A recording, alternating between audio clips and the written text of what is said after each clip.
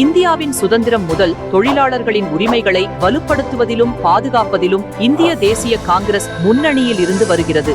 இந்தியாவின் முன்னாள் பிரதமர் ஜவஹர்லால் நேரு ஐயா அவர்களின் ஆட்சியின் கீழ் நியாயமான ஊதியம் வழங்குதல், வேலை நேரத்தை ஒழுங்குபடுத்துதல் மற்றும் தொழிற்சங்க உரிமை உறுதி செய்தல் என தொழிலாளர் சட்டங்கள் வலுப்படுத்தப்பட்டன.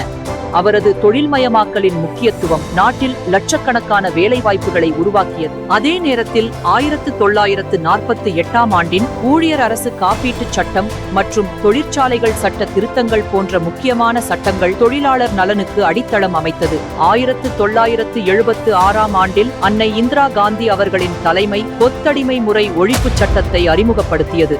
இது ஆயிரக்கணக்கான தொழிலாளர்களை சுரண்டல் நிலைமைகளிலிருந்து விடுவித்தது.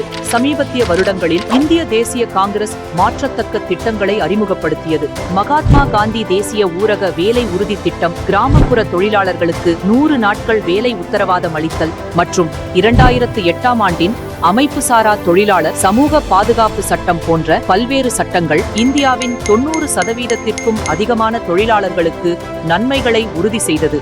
குறைந்தபட்ச ஊதிய பாதுகாப்பு முதல் சமூக பாதுகாப்பு வரை, திறன் மேம்பாடு முதல் பெண் தொழிலாளர்களை மேம்படுத்துவது வரை, காங்கிரஸ் கட்சி உழைப்பையும் அனைவருக்கும் சம வளர்ச்சியையும் முக்கியமாக கருதுகிறது.